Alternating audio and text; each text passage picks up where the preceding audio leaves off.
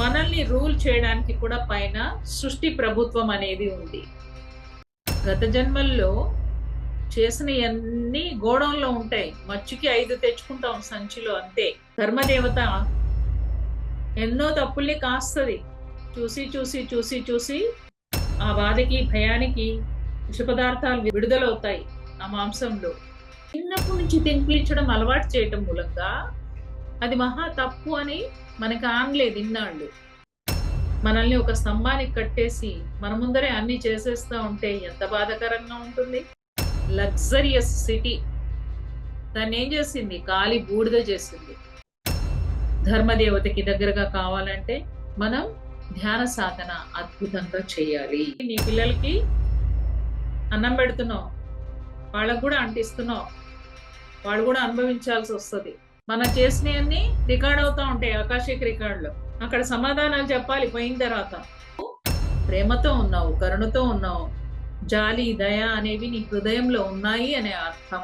ఏ ప్రాణిని వధించట్లేదు అంటే అంటే భగవంతుడి యొక్క సృష్టికి వ్యతిరేకంగా మనం వెళ్తున్నాము అని అర్థం. మండపంలో దివ్యంగా ఉండి తినే దగ్గరికి వెళ్ళేసరికి అంతా ఏంటి, విషాదము. ఎన్ని మేకలను ఎన్ని కోళ్లకు అధర్మం విజృంభిస్తుందో అలాంటి సమయంలో ధర్మదేవత తన యొక్క ఉప్పు పాదాన్ని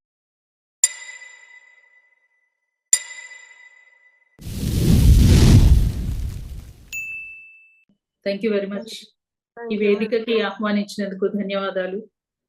మీ అందరికీ ధన్యవాదాలు. మనందరినీ కూడా ఈ వసుధైక కుటుంబంలోకి చేర్చి మన జీవితాల్లో ప్రకాశం నింపినటువంటి సత్యలోక నిర్మాత అయినటువంటి బ్రహ్మర్షి పితామహ పత్రిజీ స్వర్ణమాలమ్మ పాదాలకి దివ్య ప్రణామాలు మరియు అనంతకోటి ధన్యవాదాలు. పత్రిజీ లాక్డౌన్ పీరియడ్ లో అందించినటువంటి సందేశాల్లో ఇది ఒక అద్భుతమైన సందేశం. వారు ఇచ్చిన సందేశాల్ని పుస్తక రూపంలో తీసుకొచ్చామని చెప్పాం కదా, ఇది 2వ బుక్ లోని కాన్సెప్ట్ నేను చెప్తుంది. ధర్మ దేవత ఎవరు, సృష్టికి ధర్మ దేవతకి గల సంబంధం ఏంటి, ఇది ఈరోజు కాన్సెప్ట్. ధర్మదేవత ఎవరు, సృష్టికి ధర్మదేవతకి గల సంబంధము ఏంటి, ఈరోజు మనం ఈ కాన్సెప్ట్ గురించి తెలుసుకుందాం.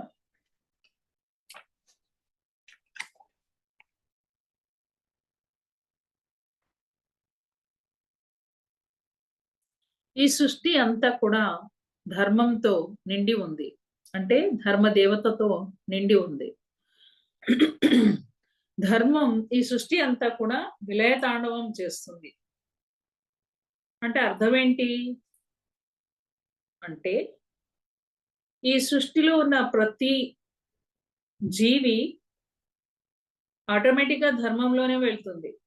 ప్రతి జంతువు, ప్రతి పక్షి అవి సహజంగా జీవిస్తున్నాయి,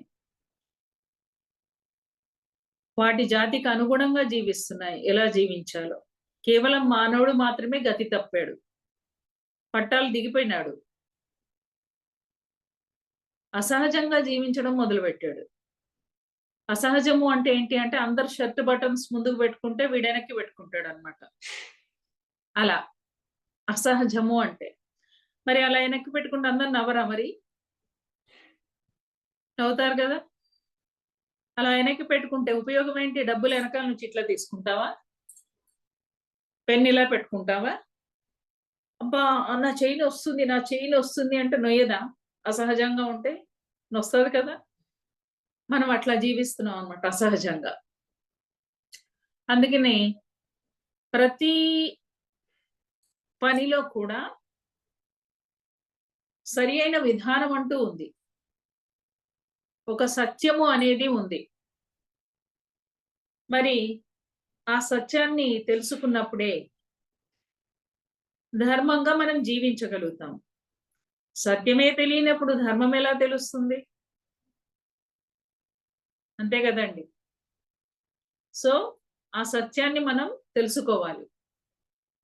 సాధనా క్రమంలో ఆ సత్యం మనకి తెలుస్తుంది. ఎప్పుడైతే ఆ సత్యం ద్వారా తెలుసుకున్న జ్ఞానాన్ని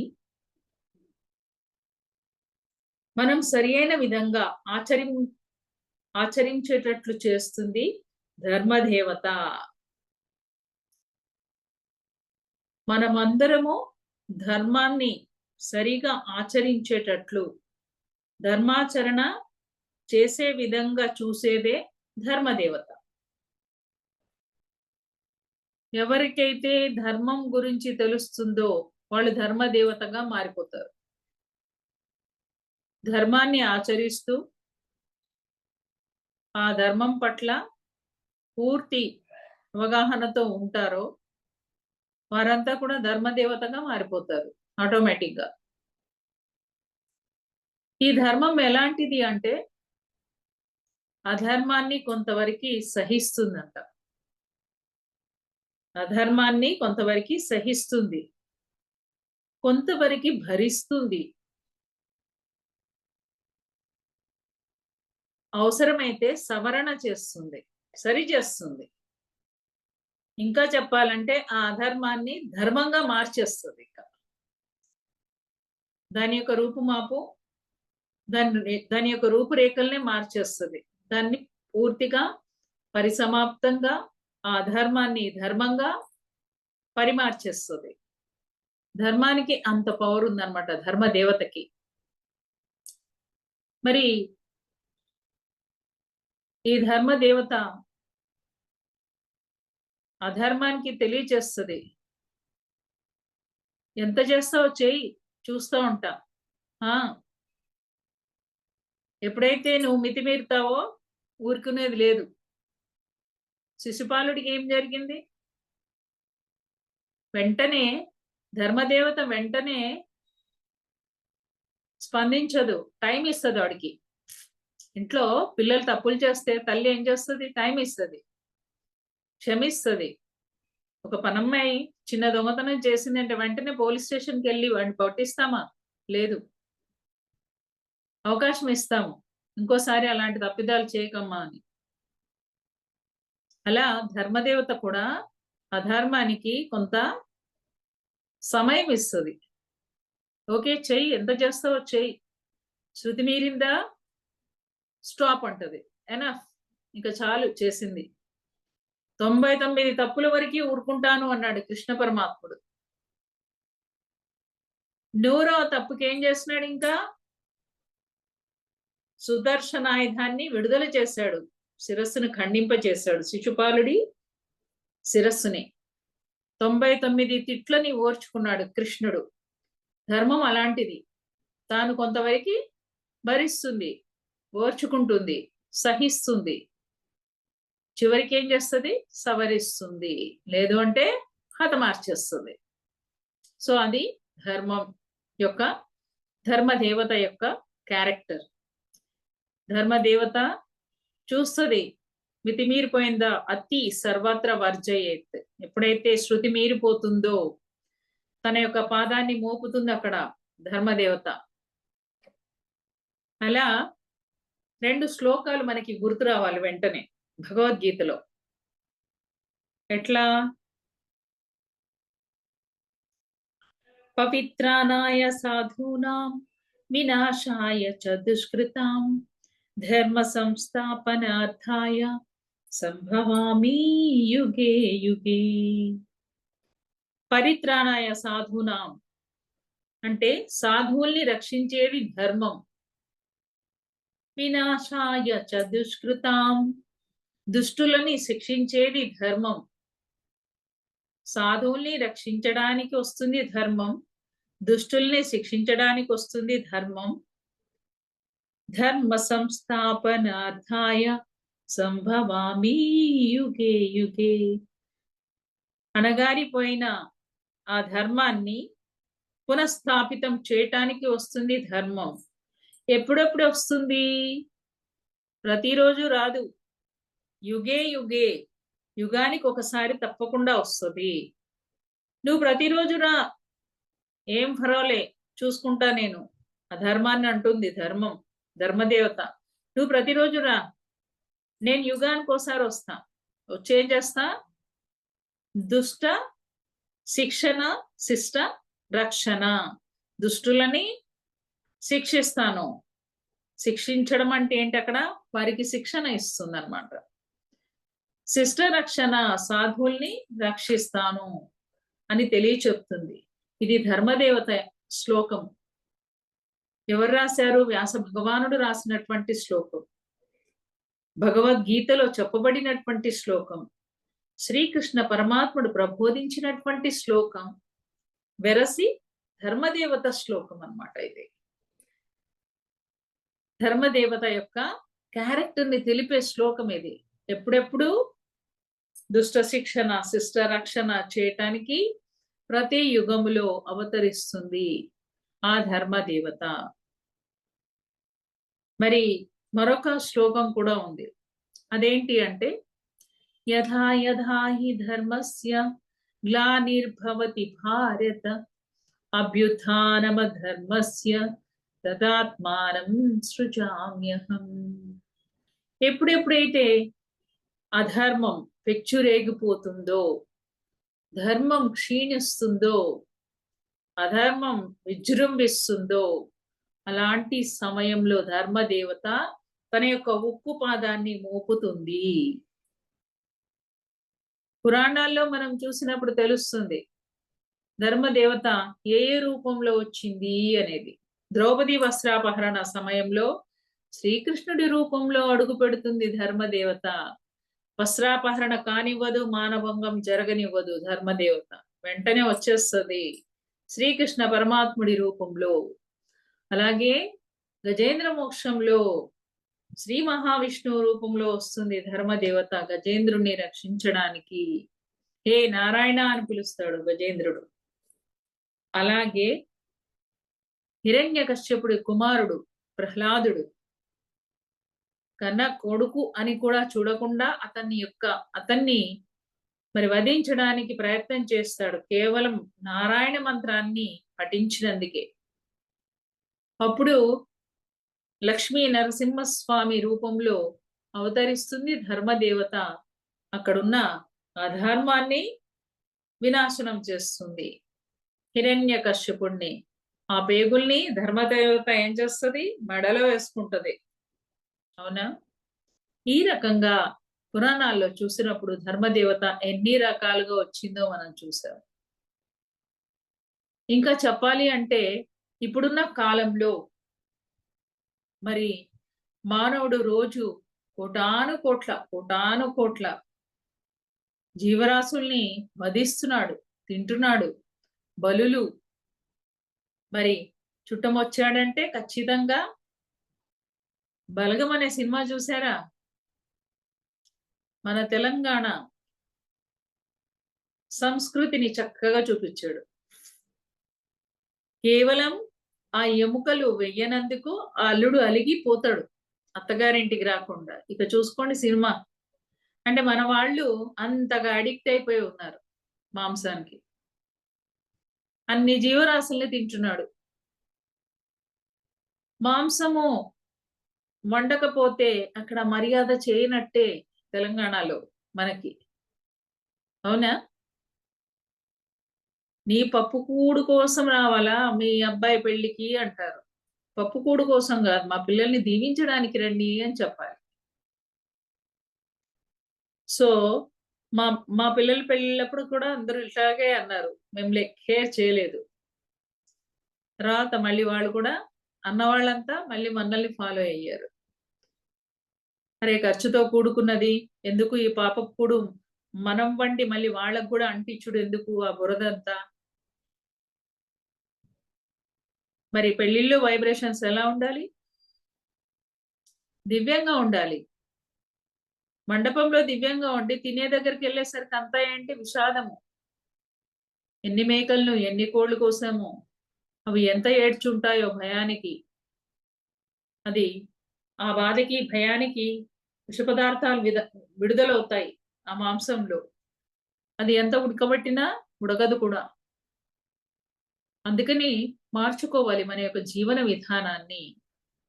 అందుకే సత్యాన్ని తెలుసుకోవాలి. అహింస పరమో ధర్మ అన్నారు. అన్ని ధర్మాల్లోకెల్లా ఉత్తమోత్తమైన ధర్మం అహింస. హింస చేయకుండా ఉండు. మానవుడి యొక్క శరీర నిర్మాణము కేవలం శాకాహారానికి మాత్రమే అనుగుణంగా ఉంది, మాంసానికి కాదు. మన కూరలు లేవు, గోర్లు లేవు చీల్చి చెండాడుకుని తినడానికి. మరి కాయగూరలు రా ఫుడ్డే తింటాం కదా, వండుకోకుండా కూడా తింటాం కోసుకొని. మరి వీటిని కూడా అలాగే తినాలి మరి మనం.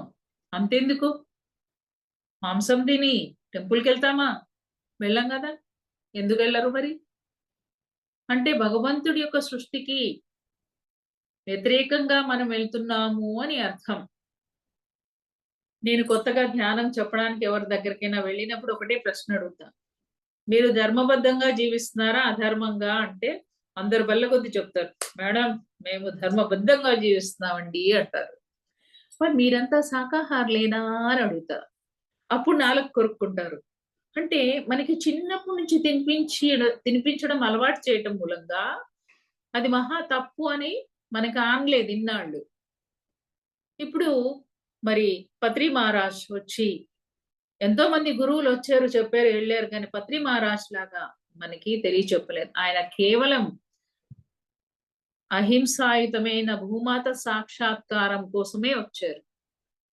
అంటే సమస్త మూగ ప్రాణులన్నిటినీ కాపాడడానికి, అవి నిర్భీతిగా భయం లేకుండా జీవించడానికి, స్వేచ్ఛా స్వాతంత్రంగా ఉండడానికి, ఆనందంగా ఉండడానికి, తన పిల్ల పాపలతో తన అనుభవాల్ని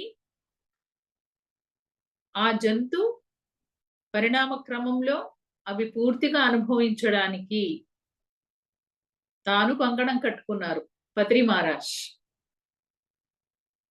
మరి మనల్ని ఎవరైనా బంధిస్తే ఎలా ఉంటుంది? మనల్ని ఎవరైనా బలి ఇస్తే ఎలా ఉంటుంది? ఎంత భయానికి గురవుతాము. మనల్ని ఒక స్తంభానికి కట్టేసి మన ముందరే అన్ని చేసేస్తా ఉంటే ఎంత బాధాకరంగా ఉంటుంది. హింసతో కూడుకున్న ఆహారాన్ని ఏమాత్రం కూడా మనం తీసుకోవద్దు. మరి కర్మ సిద్ధాంతం ప్రకారంగా చూసినప్పుడు అది ఎంతో కర్మతో కూడుకున్న పని. ముఖ్యంగా గుర్తుపెట్టుకోవాల్సిన విషయము, ఈ సృష్టిలో మనం ఏది చేస్తే తిరిగి అదే మనకి వస్తుంది. అంతేనండి, అది పక్కా, అది నియమము, అది సూత్రము, అది సిద్ధాంతము. అందుకే అహింస పరమో ధర్మ అన్నారు. పరమమైన ధర్మము, ఉన్నతోన్నతమైన ధర్మము. హింస చేయకుండా ఉండడంలో నువ్వు ఉన్నావు అంటే నువ్వు ధర్మ దేవతతో సమానము. అంటే అన్ని ప్రాణుల పట్ల నువ్వు ప్రేమతో ఉన్నావు, కరుణతో ఉన్నావు, జాలి దయ అనేవి నీ హృదయంలో ఉన్నాయి అనే అర్థము. ఏ ప్రాణిని వధించట్లేదు అంటే. మరి ఒక మానవుడిగా జంతువులకి లేని ఆలోచన మనస్సు అనేది మనకి పెట్టినప్పుడు మనము మనకన్నా చిన్న ప్రాణుల్ని, ఈ భూమిని, ప్రకృతిని సంరక్షించవలసిన ధర్మం ఉంది, బాధ్యత ఉంది మనకి. కానీ కంచే చేను మేస్తే అన్నట్లుగా మరి ఆలోచన బుద్ధి ఉన్న మనమే ఆమూగ జీవల్ని భక్షిస్తున్నాం. కోటాను కోట్ల జీవరాశులు చనిపోతున్నాయి. ప్రకృతి ఊరుకుంటుందా? ఊరుకోదు. 2000 సంవత్సరంలో ఖచ్చితంగా ప్రళయం వస్తుంది అనుకున్నారు, రాలే. 2012లో వస్తుంది అనుకున్నారు. పోతులూరి వీరి బ్రహ్మేంద్ర స్వామి, మరికొంతమంది స్పిరిచువల్ సైంటిస్టులు ఎంతో మంది రాశారు, కానీ అది జరగలేదు. 2019లో వచ్చింది ధర్మదేవత కరోనా రూపంలో. ఎలా వచ్చిందండి? కరోనా రూపంలో వచ్చింది. ఎన్ని జీవరాశుల్ని తిన్నారో మానవుణ్ణి ఆ రకంగా కుదిపేసింది ఒక్కసారి అందరినీ. లోకమంతా కూడా కుదిపేసింది. ఎట్లా కుదిపేసింది అంటే, ఈ దరిద్రుడైన మానవుడు ఎంత స్వార్థపరుడు అంటే వాడి చేతనే అనిపించింది అందరు బాగుండాలని. నా పక్కోడు బాగుండాలి, నా కిందోడు బాగుండాలి, నా ఊరంతా బాగుండాలని కోరుకున్నారు అప్పుడు చచ్చినట్టు. ఎందుకంటే ఏ ఒక్కరికి వచ్చినా అది అంటువ్యాధి కదా. అంటుకోకుండా ఉండడం కోసమని అందరికీ ఉండాలని కోరుకున్నారు. లేకపోతే ఈ మానవుడికి అంత సీన్ లేదు. తెల్లారి లేస్తే వండుకొని తినడంతోనే సరిపోతా ఉంది టైం. అందరి గురించి, అందరి మంచి గురించి, అందరు బాగుండాలని ఆలోచించే సమయం లేదు. పరిగెడతా ఉన్నారు. తెల్లారు లేవని పరిగెడతా ఉన్నారు. ఎక్కడికి పరిగెడుతున్నారు? ఎందుకు పరిగెడుతున్నారు? దేనికోసం పరిగెడుతున్నారు? ఆ పరుగులో ధర్మమైన పరుగుందా మరి?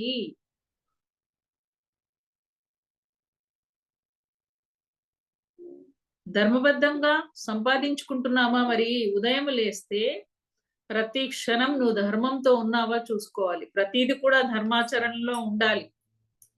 నువ్వు చూసే చూపు, మాట్లాడే మాట, నువ్వు వినే మాటలు, ఎలాంటి మాటలు వింటున్నావు? ఏం చూస్తున్నావు? చూడకూడని దృశ్యాలు చూస్తున్నావు. ఏం మాట్లాడుతున్నావు? మాట్లాడకూడని మాటలు మాట్లాడుతున్నావు. నీకెందుకు పక్క వాళ్ళ గురించి ఇంటర్ఫియరెన్స్ ఎందుకు అవుతున్నావు? నీ కొడుకు కోడలికి పెళ్లి చేస్తావు. మళ్ళీ వాళ్ళిద్దరి జీవితాల మధ్య వేలెందుకు పెడుతున్నావు? ఎన్ని చేస్తున్నాం అధర్మంగా తెలియట్లే. కొన్ని తెలియక చేస్తున్నాము. సూక్ష్మాతి సూక్ష్మమైనది ధర్మం. తెలుసుకోవాలి ఆ జ్ఞానాన్ని. తెలుసుకోవట్లే. మరి తెలుసుకోకపోతే ఏం జరుగుతుంది?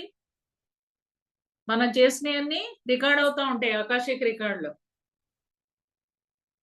అక్కడ సమాధానాలు చెప్పాలి పోయిన తర్వాత. ఏమ్మా అరుణ్జ్యోతి, ఏం సంగతి? నీ ముళ్ళేంటి? అది పెద్దగుంది, ఒకటి చిన్నగుంది అని అడుగుతాడు నన్ను. చిన్నగున్న ముళ్ళ బాంచనది పుణ్యము, పుణ్యం ముళ్ళ. పెద్ద ముళ్ళ వచ్చి పాపపు ముళ్ళ అని చెప్తాం. మరి పాపం ముళ్ళ ఏంటి పెద్దగుంది? ఏమో బాంచ, నాకు తెలియక చేసిన తప్పులు అని చెప్తాం. మరి తెలవలేదు అంటే తెలుసుకోవాలి కదా.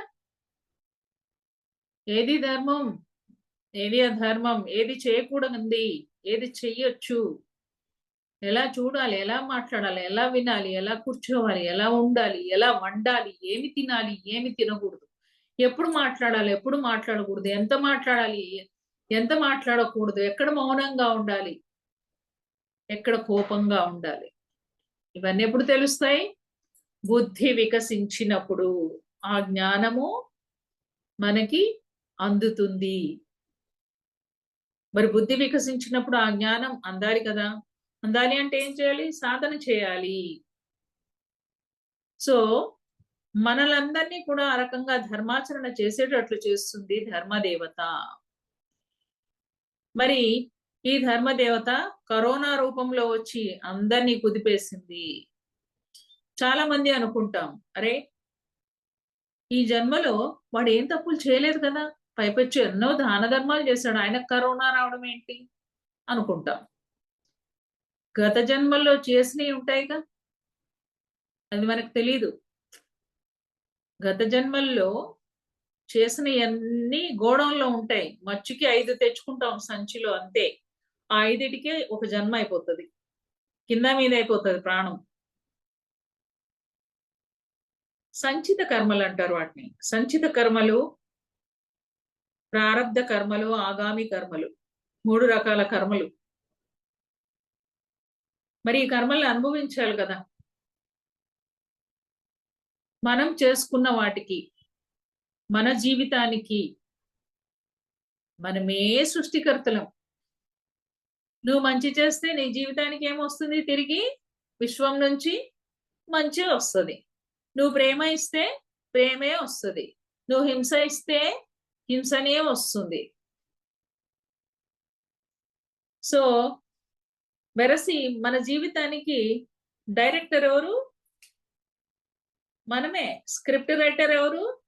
మనమే. హీరో ఎవరు? మనమే. హీరోయిన్ ఎవరు? మనమే. విలన్ ఎవరు? మనమే. నువ్వు కూర్చున్న కొమ్మ నువ్వే కొట్టుకుంటున్నావు కదా, టపా టపా టపా టపా అని. తెలవట్లే. మా అబ్బాయి పెళ్ళండి, మా పక్కింటోడు 200 మేకలు కోసిండు, నేను 500 కోసి చూపించాలి పోటీ. అదా వాడు 200 కోసాడంటే నువ్వు ఇంకో 500 కోస్తావా? పోటీలు గొప్ప చూపించుకోవాలి కదా. నువ్వు ఎలా బతుకుతున్నావు అనేది ఇంపార్టెంట్ లేదా? మార్కెట్లో ఒకసారి వెళ్తా ఉంటే ఒక అమ్మ చేపలు అమ్ముతుంది. నేను ఆ అమ్మకి పాంప్లెంట్ ఇచ్చి, నువ్వు చేపలు అమ్మద్దమ్మా, ఈ చేపల్ని అమ్మి పాపపు కర్మ ముళ్ళగట్టుకోకు, ఆ పైసలు తీసుకెళ్ళి నీ పిల్లలకి అన్నం పెడుతున్నావు, వాళ్ళకు కూడా అంటిస్తున్నావు, వాళ్ళు కూడా అనుభవించాల్సి వస్తుంది అంటే మరి ఎట్లా బతుకుడు అనింది. పండ్లు అమ్ముకో, కూరగాయలు అమ్ముకో, ఎన్నున్నాయి అమ్ముకోవడానికి. ఆమెకి ఎలా ధ్యానం చేయాలో కూడా చెప్పి పాంప్లెంట్ ఇచ్చి వెళ్ళిపోయా. ఒక 3-4 సంవత్సరాల తర్వాత మళ్ళీ మార్కెట్లో పిలుస్తుంది ఆమె. ఓ అమ్మా ఓ అమ్మా అని. వెనక్కి తిరిగి చూస్తే ఏంటి, పండ్లు పెట్టుకొని కూర్చుంది ఆమె. చూడమ్మా నేను పండ్లు అమ్ముతున్నాను అనింది. ఎంత ఆనందం వేసింది అంటే, తల్లిదండ్రి అలా ఉండాలి. తన పిల్లల్ని కనంగానే సరిపోలే, ఎలా పెంచాలి అనేది కూడా ఇంపార్టెంట్. అందుకు తల్లిదండ్రి కొన్ని త్యాగాలు చెయ్యాలి, మార్చుకోవాలి మనల్ని మనం. ఎందుకు పెళ్లి చేసినట్టు పిల్లల్ని ఎందుకు అన్నట్టు అట్లాంటప్పుడు కనొద్దు, మనం మారనప్పుడు. నేనే పోయి వస్తానండి, ఒక చుక్కన్నా పెగ్గేసుకోపోతే ఎట్లా, చాలా కష్టపడిపోయి వచ్చా. ఇయ్యండి, మీరు ఒక పెగ్గేస్తారు, మీ పిల్లవాడు నేర్చుకుని పెగ్గుల మీద పెగ్గులు వాడేస్తాడు. నీకు కంట్రోల్ ఉండొచ్చు, కానీ రేపు నీ పిల్లవాడికి ఉండకపోవచ్చు కదా, వాడు ఒక డ్రింకర్ అయ్యే అవకాశం ఉంది కదా. అలాంటి కల్చర్ ఇంట్లోంచి వెళ్ళిపోవాలి. మాంసము మద్యము ఇవి రెండు కూడా మన జీవితాల్ని పరిమారుస్తాయి. అహింసతో కూడుకున్న ఆహారం తీసుకుంటే దాని యొక్క కర్మఫలం మనము అనుభవించి తీరాల్సిందే, మనము మన పిల్లలు. అంటే ఎవరు గోతి తవ్వుకున్నట్లు? మనమే కదా, అవునా కదా? నిన్ను ఎవరన్నా బలవంతంగా తినిపించారా? లేదు కదా. ధర్మదేవత ఎన్నో తప్పుల్ని కాస్తది, చూసి చూసి చూసి చూసి కరోనాని వదిలేసింది మన మీదికి. మరి 12,000 సంవత్సరాల క్రితం కూడా ప్రళయం రూపంలో వచ్చింది ధర్మదేవత, వచ్చి భూభాగాల్ని మింగేసింది. అట్లాంటియన్ అనే ఖండం ఉండే, అది లేదు ఇప్పుడు. అలాగే లైమోరియన్ అనే నాగరికత, అట్లాంటియన్ అనే నాగరికతలు లేవు, వాళ్ళంతా మునిగిపోయారు. ప్రళయం రూపంలో వచ్చింది ధర్మదేవత. తన ఇష్టం, ఏ భూభాగాన్ని ముంచాలి, ఏ భూభాగాన్ని పైకి తేవాలి అనేది ధర్మదేవత యొక్క ఇష్టము. ఈ రకంగా ధర్మదేవత తన యొక్క విలయ తాండవాన్ని చూపిస్తుంది. ఎప్పుడైతే మనం శృతి మించుతామో, అధర్మాన్ని మనం ఎప్పుడైతే పెచ్చు రేగుతుందో వెంటనే దిగుతుంది ధర్మదేవత. దిగి ఏం చేస్తుంది? దుష్ట శిష్ట రక్షణ, దుష్ట శిక్షణ, దుష్టుల్ని సంహరిస్తుంది, శిక్షిస్తుంది, సాధువుల్ని రక్షిస్తుంది. మరి ఈ ప్రపంచంలో 2 రకాల మనుషులు ఉన్నారు. దుర్మార్గులు, అన్యాయం చేసేవాళ్ళు, అవినీతి, అక్రమం, అరాచకం, లంచగొండితనం, ఇవే వాళ్ళ క్యారెక్టర్స్ అన్నమాట. స్వార్థం, అది ఒక బ్రతికేనా? ఇలా కొంతమంది ఉంటే కరుణ, దయ, ప్రేమ, జాలి వంటి చక్కటి దివ్యపు గుణాలతో మరికొంతమంది. ఇలా 2 రకాలుగా ఉన్నారు. ఎవరైతే అవినీతి, అక్రమాలు, అరాచకాలు సృష్టించి భూమి మీద వారి మనుగడను సాగిస్తూ ఉంటారో అలాంటి వాళ్ళ మీద ధర్మదేవత తన ఉక్కు పాదాన్ని మోపుతుంది. మామూలు పాదం కాదు, ఉక్కు పాదము. మొన్నటికి మొన్న కాలిఫోర్నియాలో ఏం జరిగింది? మంటలు చెలరేగి లాస్ ఏంజల్స్ లగ్జరియస్ సిటీ దాన్ని ఏం చేసింది? కాలి బూడిద చేసింది. ఎందుకని? అక్కడ ఉన్నవన్నీ సరికాని జీవితాలు. ఊరుకుందా ప్రకృతి మాత? లేదు. ఓ పక్క మంటలు అమెరికాని ఊపేసినాయి, రెండో పక్క టోర్నడోల్ మంచు తుఫాన్లు. చూడండి, ప్రకృతి కన్నెర్ర చేస్తే మనం ఎంత వారము? తెలియదా నీకు ఎలా జీవించాలో? ఆ మాత్రం తెలియపోతే నేర్చుకో, నీ పిల్లలకు నేర్పించు. పెళ్లి చేసుకోగానే సరిపోదు, పిల్లల్ని కనంగానే సరిపోదు. తల్లిగా, తండ్రిగా రాబోయే తరాలకి నువ్వెలా ఉండాలి? సరి అయిన జీవన విధానమే మనం ఇచ్చే ఆస్తి. బంగారము, కార్లు, బంగ్లాలు, భూములు ఇవి కాదు. ఇవన్నీ కొనిపెడతావు, కానీ ఎలా జీవించాలో చెప్పకపోతే ఎట్లా? అవునే కదా? కార్ కొన్నావు, కానీ డ్రైవింగ్ నేర్పిపోతే యాక్సిడెంట్ అయి చచ్చిపోతారా లేదా ఆ పిల్లలు? నువ్వన్నీ కొనిచ్చావు, కానీ వాళ్ళకి డ్రైవింగే నేర్పించలేదు. ఈ జీవితాన్ని ఎట్లా డ్రైవ్ చేయాలో నేర్పియాలా వద్దా? ఎలా జీవించాలి, ఎలా జీవించకూడదు, ఎవరి బాధ్యత? తల్లి తండ్రి బాధ్యత, ముఖ్యంగా తల్లి బాధ్యత. ఆమె నవమాసాల అప్పటి నుంచే తన బిడ్డతో ఉంది.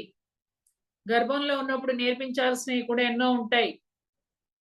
అప్పటి నుంచే స్టార్ట్ అవుతుంది విద్య. మనం ఏమన్నా ప్రయత్నం చేసామా? నేను ఎలా ఉండాలి గర్భంలో ఉన్నప్పుడు, గర్భంతో ఉన్నప్పుడు నా పిల్లవాడికి ఏం నేర్పించాలి, ఎలాంటి సాధనలో నేను ఉండాలి, భగవంతుడికి దగ్గరగా. లోపల జరిగేదంతా సృష్టి కార్యం, భగవంతుడి కార్యం. అప్పుడు నువ్వు భగవంతుడిని ఆశ్రయిస్తావా? దిక్కుమాల సినిమాలు, సీరియల్స్ చూసుకుంటూ కూర్చుంటావా? ఆ వైబ్రేషన్స్ ఆ పిల్లవాడికి బాగుంటాయా? ఇష్టం ఉండదు. భగవన్నామ స్మరణ, చక్కటి సంగీతము, ప్రకృతితో మమేకము, ఇలాంటి మనం చూసినప్పుడు లోపల బిడ్డకి ఎంతో హాయిగా ఉంటది. ఇవేమీ మనకొద్దు, మనం నేర్చుకోము. పిల్లల్ని కనడం అంటే మామూలు విషయం కాదండి. మనకి చాలా చాలా చాలా పెద్ద బాధ్యత ఉంది. నీ ఒక్క పిల్లవాడికి నువ్వు నేర్పించకపోతే వాడి పిల్లవాడికి ఎన్ని జనరేషన్స్ నువ్వు నాశనం చేస్తున్నావు చూసుకో ఒక్కసారి. తల్లిగా నీకు ఆ అర్హతనే లేదు. కన్నందుకు ఇప్పటికైనా నేర్చుకో. ఎప్పుడైనా 0 నుంచి నేర్చుకోవటం మొదలు పెట్టవచ్చు. ఆధ్యాత్మికత అనేది, నేర్చుకోవడం అనేది నువ్వు ఎప్పుడైనా స్టార్ట్ చేయొచ్చు. ఇంత వయసు వచ్చింది ఇంకేం నేర్చుకుంటాను లేండి అని అనుకోవద్దు. నేర్చుకోవాలి, చనిపోయేంత వరకు నేర్చుకోవాలి, అందరి దగ్గర నేర్చుకోవాలి. చిన్న పిల్లలైనా పర్వాలేదు, ప్రకృతి నుంచి నేర్చుకోవాలి, అన్నింటి నుంచి నేర్చుకోవాలి. నేర్చుకోవడం అనేది నిత్యం జరుగుతూ ఉండాలి. ఎప్పటికప్పుడు ఆకాశిక్ రికార్డ్స్ లో నువ్వు చూసే చూపు, మాట్లాడే మాట, ప్రతిదీ కూడా అందులో రికార్డ్ అవుతూ ఉంటుంది. నువ్వు సరైన ధర్మాచరణ చేస్తున్నావా లేదా అనేది ధర్మదేవత ఎప్పటికప్పుడు నిన్ను పరిశీలిస్తూ ఉంటుంది. ఈ ధర్మదేవతని ఏమంటారంటే వైట్ బ్రదర్హుడ్ అంటారు. ఎవరు ఈ వైట్ బ్రదర్హుడ్ అంటే? The whole government of the world, the whole government of the creation. ఈ సృష్టి ప్రభుత్వం, మనకి ఎట్లాగైతే ప్రభుత్వం ఉందో, Indian government, American government, Pakistan కో గవర్నమెంట్, రష్యా కో గవర్నమెంట్, ప్రభుత్వాలు ఎలా ఉన్నాయో ప్రతి దేశానికి పాలనా యంత్రాంగం రూల్ చేయడానికి, అలాగే మనల్ని రూల్ చేయడానికి కూడా పైన సృష్టి ప్రభుత్వం అనేది ఉంది. ఈ సృష్టి ప్రభుత్వంలో ఎవరు ఉంటారు అంటే సత్యలోక వాసులు. ఎవరు? సత్యలోకవాసులు. వాళ్లే మనల్ని రూల్ చేస్తూ ఉంటారు. ఈ వైట్ బ్రదర్హుడ్ ఎప్పటికప్పుడు ధర్మాచరణ జరుగుతుందా లేదా అనేది వాళ్ళు చూస్తూ ఉంటారు. మరి ఈ క్యాబినెట్ మినిస్టర్స్ ఆ గవర్నమెంట్ లో ఎలా ఉంటారో అలాగే ఈ సృష్టి ప్రభుత్వంలో కూడా ఎంతో మంది పని చేస్తూ ఉంటారు. ఇందులో మరి మనల్ని రూల్ చేసేవాళ్ళు వీళ్ళంతా కూడా the government of whole creation వీళ్ళంతా మనల్ని రూల్ చేస్తూ ఉంటారు. ఇందులో ఈ గవర్నమెంట్ లో ఎవరు భాగస్వామ్యం వహిస్తారంటే శంబాల, పైలోకవాసులు, సత్యలోకవాసులు, మన పూర్ణాత్మలు వీళ్ళంతా కూడా పాలన యంత్రాంగంలో ఉండి మనల్ని రూల్ చేస్తూ ఉంటారు, మనల్ని సరిగా నడిపిస్తూ ఉంటారు. శివుడు ఆజ్ఞలు ఏంది చీమైనా కుట్టదు అన్నట్లుగా వీరి అనుమతి లేకుండా ఏ పని జరగదు భూమండలం మీద. అధర్మం ఉండాలా ఊడిపోవాలా అన్న వీళ్ళ చేతిలోనే ఉంటుంది. డివైడ్ బ్రదర్హుడ్ అనేది మరి భూలోకంలో మనందరినీ ఏలడానికి వచ్చినటువంటిది ఈ సృష్టి ప్రభుత్వం. సృష్టి ప్రభుత్వంలో భూలోకము, భువర్లోకము, సువర్లోకము, భూలోకము, భువర్లోకము, సువర్లోకము, జనాలోకము, మహాలోకము, తపోలోకము, సత్యలోకము. అయితే ఈ తపోలోకము, సత్యలోకము వీరంతా కూడా పాలకులుగా ఉంటారు, ప్రభువులుగా ఉంటారు. మరి వీరంతా కూడా బంటులుగా ఉంటారు, మామూలు ప్రజానీకం వీళ్ళంతా కూడా. వీళ్ళకి అనుసంధానంగా ఈ మహాలోక వాసులు ఉంటారు, వంతెనలాగా. వీళ్ళంతా కాబోయేటటువంటి ప్రభువులు అన్నమాట. ఎవరు? మహాలోక వాసులు, తపోలోక వాసులు. ఈ ప్రభువులంతా మనల్ని ఏలుతూ ఉంటారు. వీళ్ళే ధర్మదేవత అంటే. కోర్టులో మనకి ధర్మదేవత ఎలా కనిపిస్తుంది? త్రాస్ పట్టుకొని కనిపిస్తుంది, కళ్ళకి గంతలు కట్టుకొని. ఎందుకు గంతలు కట్టుకుంటుంది అంటే, ఈ ధర్మదేవత మనకి ఎలా కనిపిస్తుంది అంటే, రెండు కళ్ళు మూసుకొని దివ్య చక్షుతో చూడగలిగేదే ధర్మదేవత. ఆమె చర్మ చక్షువులకి కనిపించదు. అందుకని కోర్టులో మనకి కళ్ళు మూసుకొని కనిపిస్తుంది ధర్మదేవత. ఆ త్రాస్ ఏంటి? నీ పాప పుణ్యాల లెక్క చూపించేది, పాపం ఎంతుంది పుణ్యం ఎంతుంది అనేది. సో అలా తీర్పు చెప్పబడుతుంది అక్కడ, జడ్జిమెంట్. ధర్మదేవత తీర్పిస్తుంది, కానీ ఇంప్లిమెంట్ చేసేది ఎవరు? పోలీసులు. జైల్లో తీసుకెళ్లి పడేస్తారు కదా, 6 నెలలు జైలు శిక్ష, జీవితకాల జైలు శిక్ష అని ఆ శిక్షల్ని జడ్జిమెంట్ ఇచ్చేస్తుంది ధర్మదేవత. ఇంప్లిమెంట్ చేసేది ఎవరు? పోలీసులు. ఇక్కడ ఇంప్లిమెంట్ చేసేది ఎవరు అంటే ప్రకృతి దేవతలు. ఎవరండి? ప్రకృతి దేవతలు. ఆ ప్రకృతి దేవతలు దీన్ని ఇంప్లిమెంట్ చేస్తారు. ఏ రకంగా? కరోనా రూపంలోనో, సునామీ రూపంలోనో, భూకంపాల రూపంలోనో, ఇవన్నీ కూడా వాళ్ళ చేతిలోనే ఉంటాయి. అప్పుడు వాళ్ళు ఇంప్లిమెంట్ చేస్తూ ఉంటారు, ధర్మదేవత ఎలా ఆదేశము జారీ చేస్తే అలా. సో మరి మనమంతా ధర్మాచరణ చెయ్యాలి అంటే మనకి ఏది ధర్మం అనే తెలియాలి. తెలియాలంటే సత్యం తెలియాలి. తెలియాలంటే నువ్వేం చేయాలి? సాధన చెయ్యాలి. ఏమి సాధన చేయాలి? ధ్యాన సాధన చెయ్యాలి. నీ లోపలికి నువ్వు వెళ్ళాలి. వెళ్తే నీ బుద్ధి వికసిస్తుంది. బుద్ధి వికసిస్తేనే జ్ఞానం వస్తుంది. జ్ఞానం లేకపోతే బుద్ధి ఉండదు.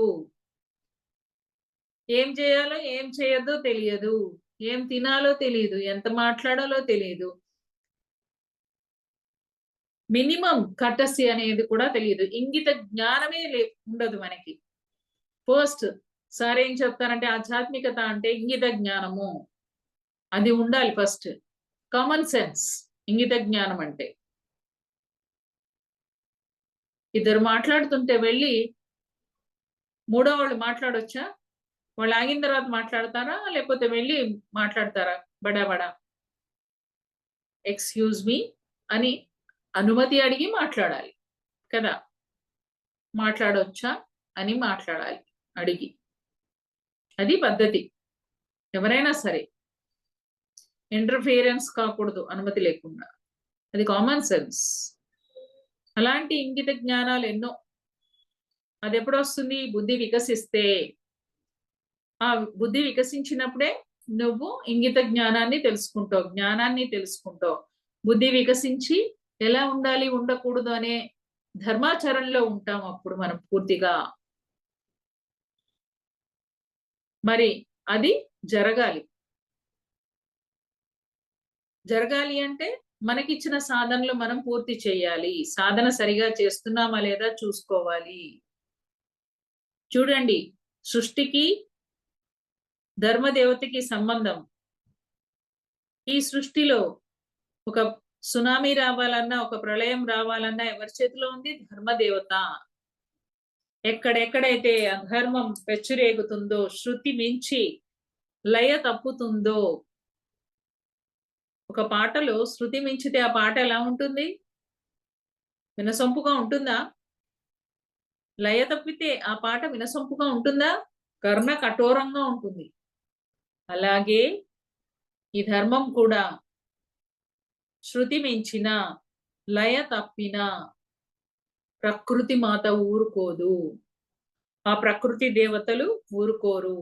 ధర్మ దేవత వెంటనే ఇషారా చేస్తుంది. కమాన్ వెళ్ళు, భూకంపం వెళ్ళు అని. భూమి ఏం చేస్తుంది? ఒక్కసారి ఇలా అంటది. అనంగానే ఏమైపోతుంది? ఓ హాహాకారాలు.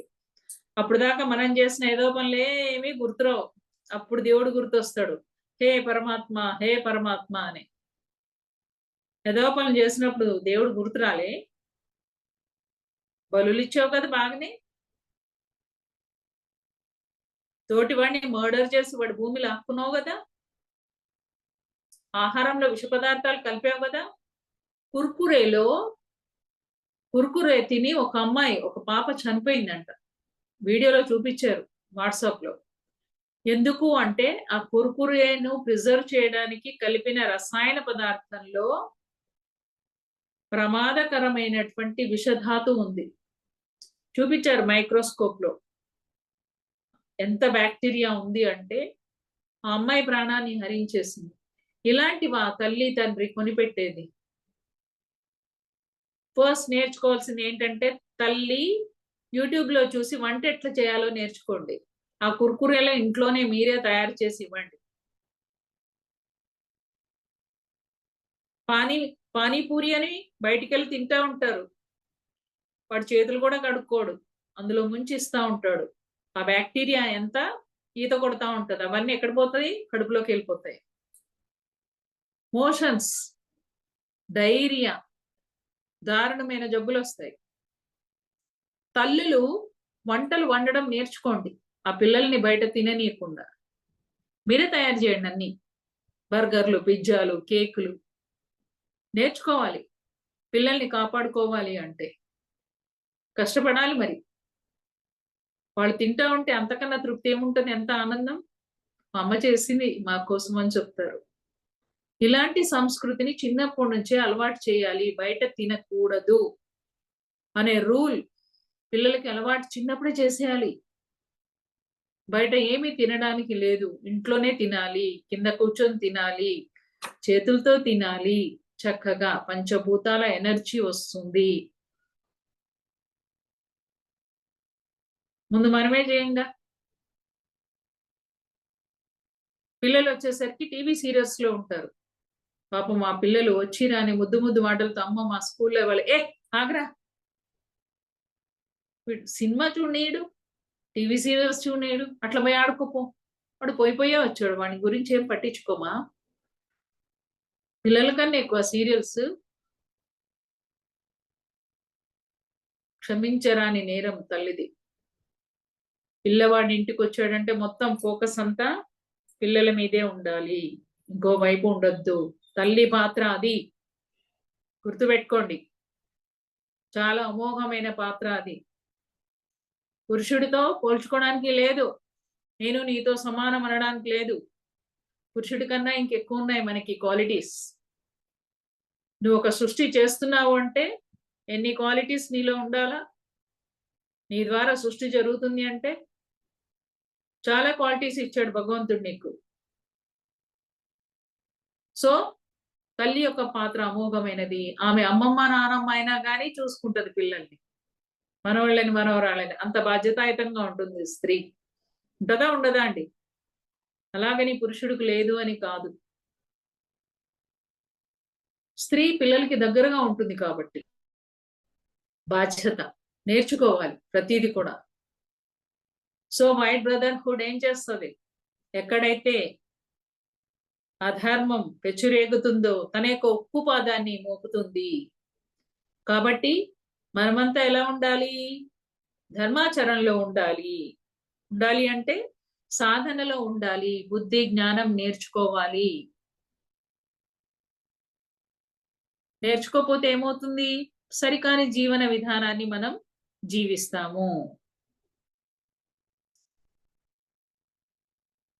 మనము ఆ ధర్మాన్ని తెలుసుకుని మనమే ఒక ధర్మ దేవతగా మారిపోయినప్పుడు మనం కూడా ఆ సృష్టి ప్రభుత్వంలో ఉండిపోతాము ఒక ప్రభువుగా.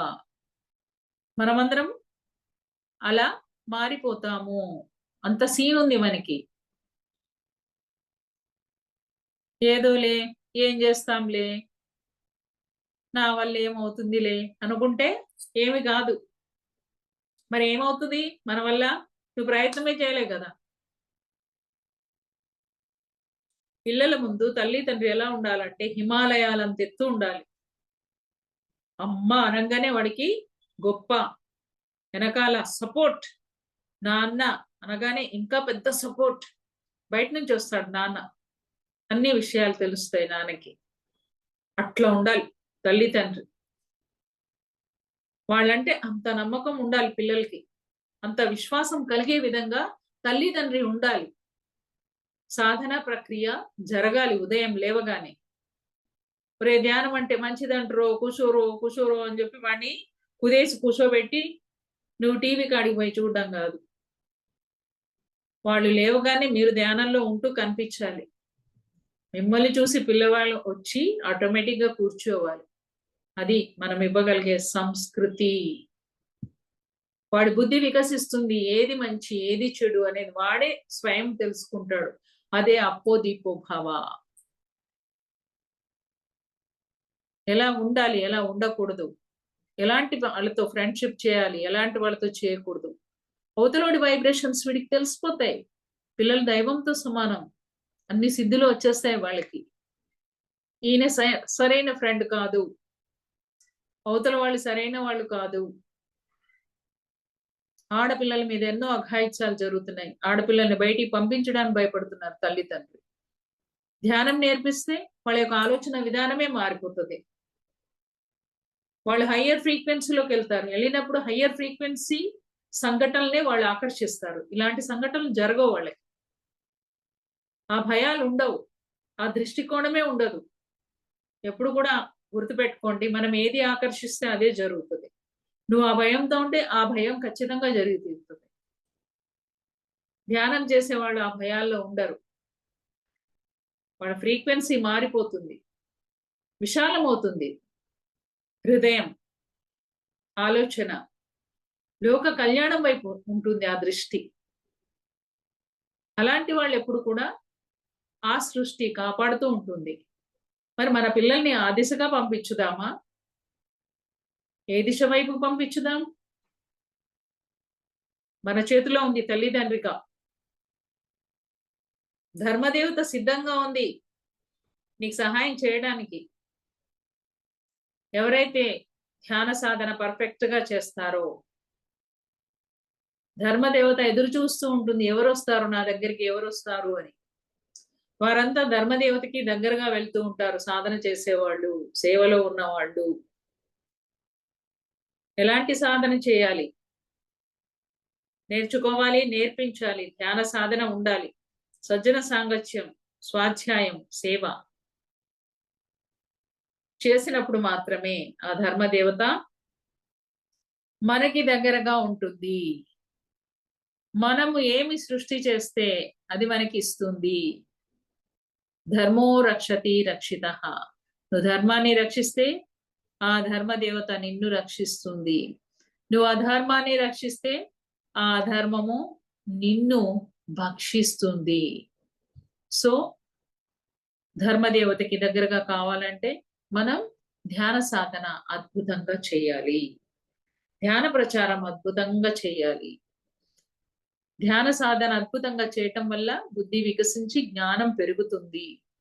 చేయకూడని పనులు మనం చెయ్యము. సరి అయిన విధంగా మనం మన యొక్క జీవితాన్ని గడుపుతాము. ఇది ధర్మదేవత, సృష్టికి ధర్మదేవతకి ఉన్న సంబంధం. Thank you very much. బాగుందా అండి?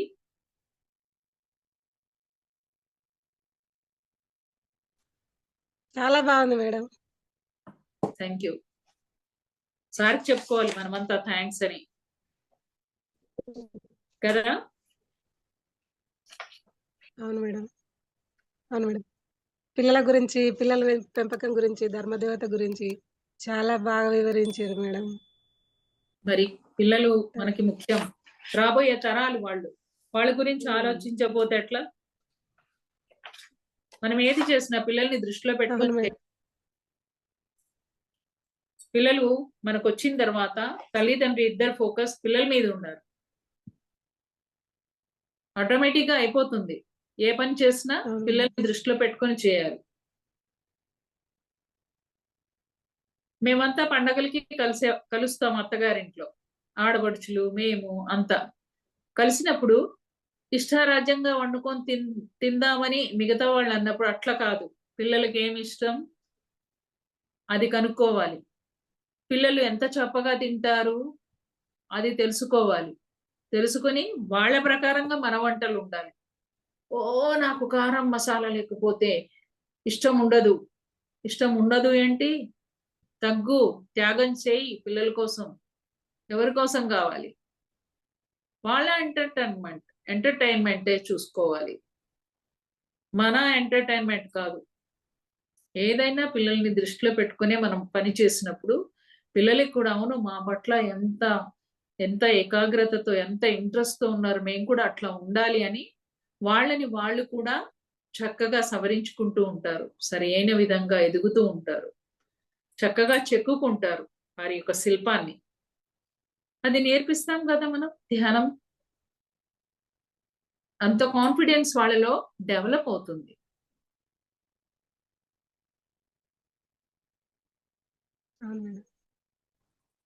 చెప్పండి మాస్టర్స్. ఎవరైనా మాట్లాడతారా మేడంతో? మాట్లాడాలంటే అన్మ్యూట్ చేసుకొని మాట్లాడండి. వినిపిస్తుందా మేడం? వినిపిస్తుందా అండి?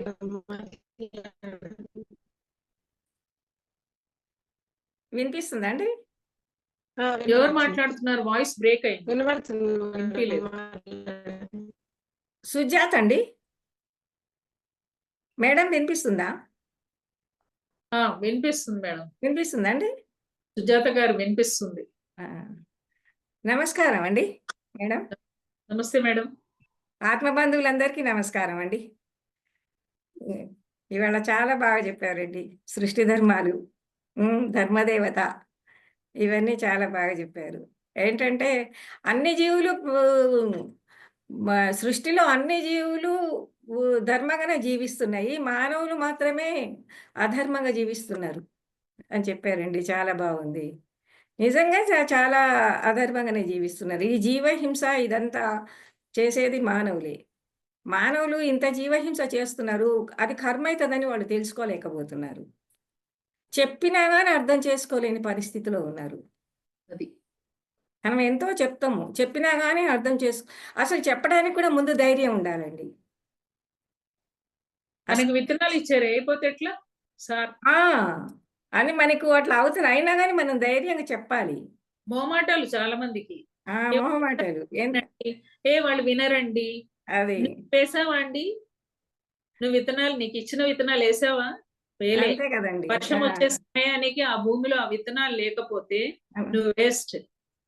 చెప్పావు పొమ్మా అంటారండి. అవి అలా మొలకెత్తాలా అట్లా మొలకెత్తద్దా అన్నది నీ పని కాదు. అది అది మనం వదిలేసేయాలి. మనం చెప్పాల్సింది చెప్పాలి అంతే. అది. విన్నాక వింటారు, లేకపోతే వాళ్ళ కర్మ. కానీ ఏదో ఒక రోజు వాడికి వస్తది. నేను వస్తుందండి. ఎస్ఎస్సి ఎగ్జామినేషన్ కరెక్షన్ లో ఉన్నప్పుడు ఆ. లంచ్ టైంలో అందరు బయటకు వస్తారు టీచర్స్. ఎందుకంటే ఇప్పుడు వాళ్ళకి ఏం జరగదు. భగవంతుడు కూడా ఇప్పుడు సృష్టి కూడా ఎన్నో తప్పులు వదిలేస్తుంది. పాపం పండినప్పుడే కదండి అవుతుంది. శిశుపాలుడికి కూడా 99 వదిలేసి 100కి వచ్చిన తర్వాతనే కదా చక్రం తిప్పాడు. సృష్టి కూడా అంతే, మితిమీరిపోతే చక్రం తిప్పేస్తుంది. అంతే కదండి. అంతే. చక్రం కాలచక్రం నీకు తిరిగిపోతుంది. ఛాన్సులు ఇస్తది, 2-3 ఛాన్సులు ఇస్తది. ఈలోగా ఇస్తుంది. దాన్ని సరి చేసుకోవాలా? సరి చేసుకోలేదా ఇస్తుంటే ఏమనుకుంటున్నావు, మాకేం కాదు కదా, మాకేం కాదు కదా అనుకుంటారు. కానీ అది వచ్చినప్పుడు మాత్రం అప్పుడు తెలుస్తుంది. అప్పుడు కూడా అర్థం కాదు. అయ్యా నేను చేసుకునేదే నాకు వచ్చింది అనుకోరు. వచ్చింది. ఎంత చేసుకుంటే మనం మంచి చేసుకుంటే మంచి వస్తుంది, చెడు చేసుకుంటే చెడు వస్తుంది. చేసుకున్న వాళ్ళకు చేసుకున్నంత మహాదేవ. అంతే. మన జీవితానికి మనమే సృష్టికర్తలం. సాధన చేసి, ఎంతో సాధన చేసి, తీవ్రమైన సాధన చేసి బుద్ధి వికసింపజేసుకుంటేనే మనం ఎదగగలుగుతాం. ఇంకా ఈ పూర్ణాత్మనే పరిపాలిస్తుందని చెప్పారు. సృష్టి ఎలా ఇది చెప్పారండి. శంభ, సత్యలోకములు, మన పూర్ణాత్మలు అంటే పూర్ణాత్మలు. ఒక ఆత్మ యొక్క సృష్టి 2 రకాలుగా జరుగుతుంది. మూల చైతన్యం నుంచి వస్తుంది, లేదంటే పూర్ణాత్మలు కూడా కొన్ని ఆత్మలు సృష్టిస్తాయి. సృష్టి అవునండి. మన పూర్ణాత్మలంతా పైన ఉన్నాయి, మనమేమో కింద ఉన్నాం. అంశాత్మ. మనల్ని వీళ్ళంతా రూల్ చేస్తూ ఉంటారు. రూల్ చేస్తారు. ఈ భూలోకము, భువర్లోకము, సువర్లోకము, జనాలోకం దాకా వీళ్ళు ఈ లోపల అంతా రూల్ కర్మలు, చేస్తారు. పాపకర్మలు, పుణ్యకర్మలు ఏవైనా చేస్తుంటారు. ఆ. ఈ జనాలోకం దాటిన తర్వాత మహాలోకం, తపోలోకంలో ఇంకా అక్కడ నుంచి మొదలవుతుంది. అవన్నీ క్లియర్ అయితే గానీ సత్యలోకంకి చేరారు. అది అంతే కదండి. పరమాత్ముడు ఏమంటాడంటే, నాలాగా నువ్వు సత్యలోకానికి చేరాలంటే మళ్ళీ భూమండలానికి వెళ్ళక్కర్లేదు. నువ్వు తపోలోకం అంటే బ్రహ్మలోకం దాకా వచ్చినా గానీ మళ్ళీ నువ్వు వెళ్ళాల్సింది. సత్యలోకంలోకి వస్తే అప్పుడు నువ్వు భూమండలానికి వెళ్ళక్కర్లేదు. అప్పుడు కూడా వాళ్ళు కావాలి అనుకుంటే రాగలుగుతారట కదండి. అవతార పురుషులుగా. మన పత్రిజీ లాగా అవధూతలుగా. అవధూతలు. మన పత్రిజీ గారు ఇవన్నీ ఉద్ధరించడానికే కదండి వచ్చారు. వస్తారు. అదేనండి, చాలా బాగా చెప్పారండి.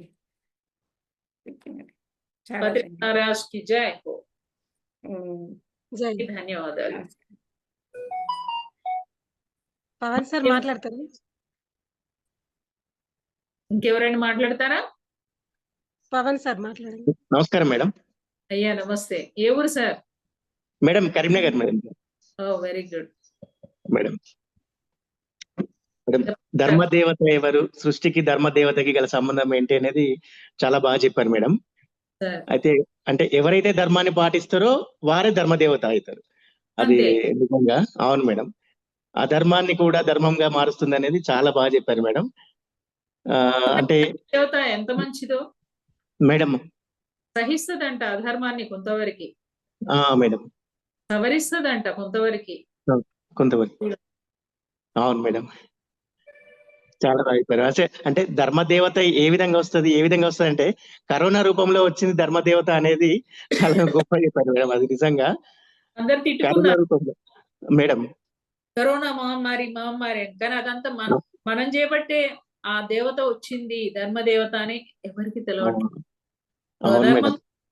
మానవుడు అధర్మంగా ఉన్నాడు కాబట్టి ధర్మదేవత రావాల్సి వచ్చింది. ఎవడికి భయపెట్టియాలో, ఎవరిని చంపేయాలో వాళ్ళని ఆ రకంగా చంపేసింది, ఆ రకంగా భయపెట్టింది. అవును మేడం. ఈ జన్మలో వాడు చేయవచ్చు, గత జన్మలో చేసుకున్నాయి కదా. నిజంగా కరోనా అంటే మనకు ధర్మాన్ని నేర్పించింది కదా మేడం. ధర్మం ఏ విధంగా ఉండాలని నేర్పించింది మేడం.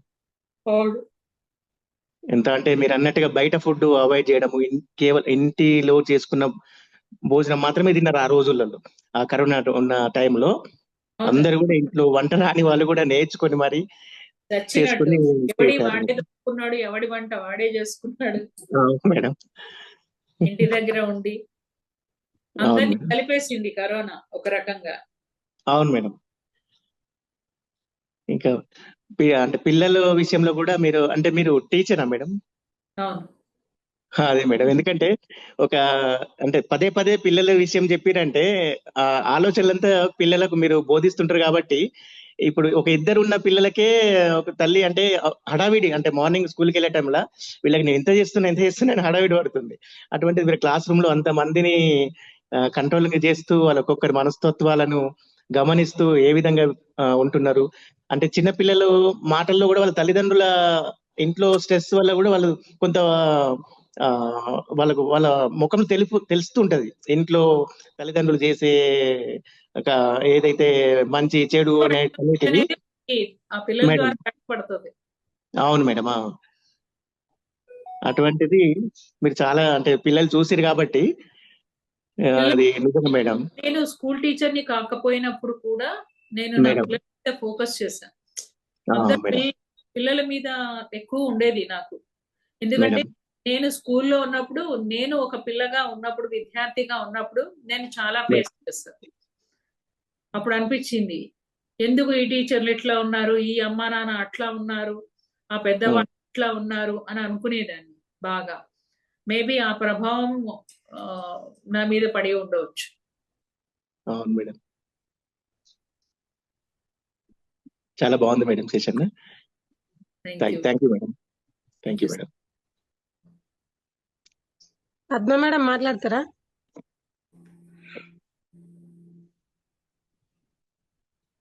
మాట్లాడండి.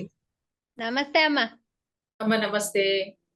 అమ్మ మీరా మేము ఇంట్లో పిల్లలకు అమ్మ అయితే మీరు ప్రపంచం అందరి పిల్లలకు అమ్మ అన్నట్టు మీరు. థ్యాంక్ యూ అమ్మా. మీరు కూడా అట్లా కావాలి. అందరు అమ్మలు అట్లనే ఉండాలమ్మా కదా. బాగుంది మేడం. అప్పుడు ఎంత బాగుంటది ఈ లోకము. ప్రతి అమ్మ అందరికి అమ్మలాగుంటే ఎంత బాగుంటుంది. మేడం బాగుంటుంది. యత్ర నార్యంతి పూజ్యంతే అంటే స్త్రీ ఎక్కడైతే పూజింపబడుతుందో అక్కడ ముక్కోటి దేవతలు విరాజిల్లుతారంట. అంటే స్త్రీ ఎక్కడైతే పూజింపబడుతుందో అంటే ఆమె పూజింపబడే విధంగా అర్హతను సంపాదించుకోవాలి ఆ స్త్రీమూర్తి. చూడంగానే అట్లా అనిపించాలి. మనం ఆ విధమైన ప్రేమతత్వంతో మనం ఉండాలి. ఫస్ట్ ఉన్నప్పుడు ఎందుకు పూజించరు? లోకమంతా పూజిస్తుంది. మనము అర్హత సంపాదించుకోవాలి ఫస్ట్. ఆ ప్రేమతత్వము, ఆ కరుణ, ఆ జాలి కదా. మన చూపులు, మాట మనది తల్లిదండ్రుల దగ్గర ఉంటేనే పిల్లలకు వస్తుంది మేడం కదా. మనం అట్లా ఉంటే బయట పిల్లలు కూడా మన దగ్గరకు వస్తారు అమ్మా అని. నీ హృదయం అంత విశాలంగా ఉండాలి ఆ పిల్లల్ని అక్కున చేర్చుకోవడానికి. ఈ సృష్టికి ఒక తల్లిలాగా ఉండాలి ప్రతి తల్లి, ప్రతి మాతృమూర్తి. అవు మేడం. ధర్మం మన దగ్గర ఉంటేనే అందరూ నేర్చుకుంటారు. మన పిల్లలు నేర్చుకుంటారు. మనం అన్ని కార్లు, జీబులు, బంగ్లాల కన్నా ముందు ధర్మం నేర్స్తేనే ధర్మాచరణ చేస్తున్నప్పుడు ధైర్యంగా ఉంటాం మనం. మేడం. ఎవరైతే సత్యవంతంగా ధర్మవంతంగా ఉంటారో వాళ్ళు దేనికి భయపడరు. ఎందుకంటే వాళ్ళు తప్పు చేయరు కాబట్టి. ఉన్నా కదా. Madam correct. నా రహస్యం అదే. నేను ధైర్యంగా ఉండడానికి కారణం అదే. మనం ధైర్యంగా అనుకుంటున్నా అంటే మన దగ్గర తప్పు ఉన్నట్టే. అంతే. నువ్వు భయపడుతున్నావు అంటే ఏదో తప్పు ఉంది. తప్పు ఉన్నట్టే. అరే నేను ఏ తప్పు చేయలేదు, నేను కరెక్ట్ గా ఉన్నప్పుడు నేను ఎందుకు భయపడాలి? భయపడే అవసరమే లేదు మేడం. అవసరం లేదు. మనం దేన్నైనా ఎదుర్కొనే శక్తి మనకు వస్తుంది. మన కొన్ని గత జన్మల కర్మలు ఉంటే బాధలు వస్తాయి, గత జన్మల పుణ్యాలు ఉంటే సంతోషం వస్తుంది. సంతోషమైనా నవ్వాలి, బాధ అయినా అని చూడాలి అంతే. ఇక దేన్నైనా తట్టుకునే శక్తి సంపాదించుకోవాలి మేడం. మళ్ళీ వచ్చినప్పుడు ఇంకో అద్భుతమైన టాపిక్ చెప్తా. తప్పకుండా మేడం. బాధ వచ్చినప్పుడు దుఃఖము అని అన్నారు కదా. సారేమంటారు తెలుసా? కష్టము, నష్టము, అవమానము ఆధ్యాత్మిక ప్రగతికి మెట్లు అంటారు. అందరితో చెప్పిస్తారు నాకు కష్టాలు కావాలి, చెప్పండి మాకు కష్టాలు కావాలి, మాకు నష్టాలు కావాలి, చెప్పండి మాకు మాకు నష్టాలు నష్టం కావాలి, లేదు. మాకు అవమానాలు కావాలి. చెప్పండి, మాకు మాకు అవమానాలు అవన్నీ కావాలి. లేవు. అందరి చేత అనిపిస్తారు సార్ అట్లా. అసలు ఎంత ధైర్యం ఇట్లా చెప్పిస్తారు ఎవరైనా, కానీ సార్ చెప్పిస్తారు. అమ్మ మేము చెప్పం అనరు, మన వాళ్ళందరూ చెప్తారు. ఎందుకంటే గురువు మీద గురి. ఈ కష్టాలు నష్టాలు అవమానాలే నిన్ను ఆధ్యాత్మిక మెట్లు ఎక్కిపిస్తాయి అని చెప్తున్నారు సార్. ఏ రకంగా ఎక్కిపిస్తాయి మెట్లు అనేది నెక్స్ట్ క్లాస్ లో మనం చెప్పుకుందాం. Okay madam. కాబట్టి ఈలోగా కష్టాలు నష్టాలు అవమానాలు వస్తే చంకలు గుద్దుకుంటూ దాన్ని ఫేస్ చేయండి. తప్పకుండా మేడం. అప్పుడు మీరు ఒక మెట్టు ఎక్కుతారు. భయపడొద్దు, దుఃఖించొద్దు, బాధపడొద్దు, విచారపడొద్దు. అంగీకరించండి ఏదొచ్చినా. ఎప్పుడైతే అంగీకరిస్తారో అది ఈజీ అయిపోతుంది మీకు. ఆ కష్టమే పారిపోతుంది. ఇక్కడ ఏం సుఖం లేదు నాకు. పవిత్ర మేడం మాట్లాడతారా? మేడం మాట్లాడండి.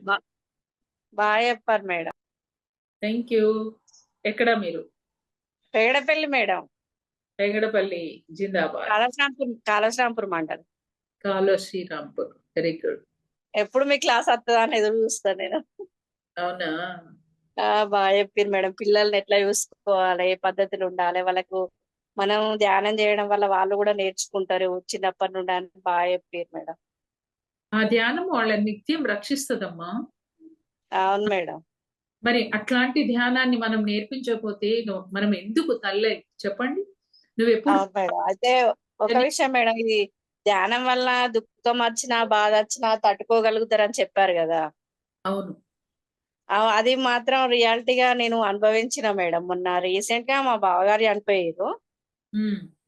అంటే అంతకు ముందు కొన్ని రోజుల దాకా బాధపడేదాన్ని నేను, ఎవరికన్నా ఏమన్నా జరిగితే. కానీ మళ్ళీ ఈ ధ్యానం వల్ల ఏంటంటే, ఎవరమైనా చనిపోయే వాళ్ళవే కదా, శరీరం వదిలిపెట్టేసినాం కానీ ఆత్మ అలానే ఉంటుంది కదా, మళ్ళీ కొత్త జన్మ తీసుకొని వస్తారు కదా, ఆత్మకు చావు ఉండదు కదా అనేసి మళ్ళా మనం ధ్యానం చేస్తున్నాం కాబట్టి మనకు ఆటోమేటిక్ గా తెలిసిపోతుంది దీనికి దుఃఖించడం ఎందుకు అని అనిపించింది మేడం. అవును, మనం మరణించిన తర్వాత కూడా ఉంటాం. మరణించిన తర్వాతనే ఉంటాం కదా, శరీరానికే చావు గాని ఆత్మకు లేదు కదా అనేసి అర్థమైపోయింది మేడం. సార్ ఏమంటారంటే, అయితే పైన ఉంటావు లేకపోతే కింద ఉంటావు. అది ఎట్లా చెప్తారు సార్? అయితే బెడ్రూమ్ లో లేకపోతే కిచెన్ లో ఉంటాడు. అవును మేడం. అంత ఈజీగా చెప్పేస్తారు సార్. అంత ఈజీగా చెప్పేస్తారు సార్. సో మరణం లేకుండా చేసి పడేసిండ్రు అందరికి.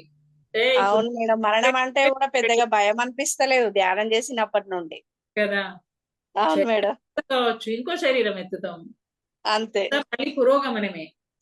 అప్పుడు చనిపోవడం అంటే ఎంతో, చనిపోయిన వాళ్ళని చూస్తే కూడా భయం అనిపించేది. ఇప్పుడు అట్లా అనిపిస్తలేదు. ఎవరమైనా వెళ్ళిపోయే వాళ్ళే కదా, కొత్త శరీరం తీసుకొని మళ్ళీ వస్తాం కదా, దీనికి ఎందుకు దుఃఖించడం అని అనిపిస్తుంది. అవును, చాలా బాగా చెప్పారు మేడం. ఎంత అద్భుతమైన జ్ఞానాన్ని ఇచ్చారు సార్. అవును, పత్రి సార్కి గ్రేట్. చాలా బాగా, అంటే ధ్యానం ద్వారా చాలా సెట్ అయిపోతుంటాయి మేడం ఎన్నో జీవితాలు. ఇలా మనం జ్ఞానం నేర్చుకొని దాన్ని ఆచరిస్తూ 10 మందికి చెప్తే ఆ 10 మంది కూడా మీలా తయారైతే ఎంత గర్వంగా ఉంటది సార్కి. అయితే అక్కడ జరిగింది ఏంటంటే మేడం, మా సిస్టరు అక్కడ చూసి ఇక తట్టుకోలేక సడన్ గా హార్ట్ అటాక్ వచ్చింది. మా ఇంకో సిస్టర్ ఏంటంటే తట్టుకోలేక మెంటల్ గా అప్సెట్ అవుతుంది.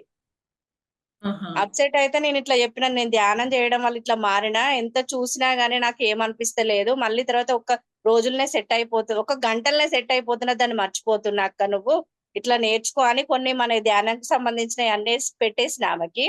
పెట్టేసిన తర్వాత అన్నది కదా, నాకు కొంచెం రిలాక్స్ అనిపించింది అని మళ్ళీ కాల్ చేసి చెప్పింది. ధ్యానం ఒకరిని ఇంతలా మారుస్తుందా అని నాకు చాలా బాగా అనిపించింది మేడం. Very good. చాలా మంచిగా అనిపిస్తుంది ధ్యానం చేయడం వల్ల. దగ్గర పెట్టుకోకూడదు, నేర్పించాలి, అందరికి చెప్తా ఉండాలి. సాధ్యమైనంత వరకు చెప్తున్నా మేడం అందరికి. గుడ్.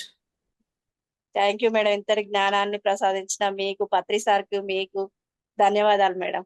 థ్యాంక్ యూ అమ్మా.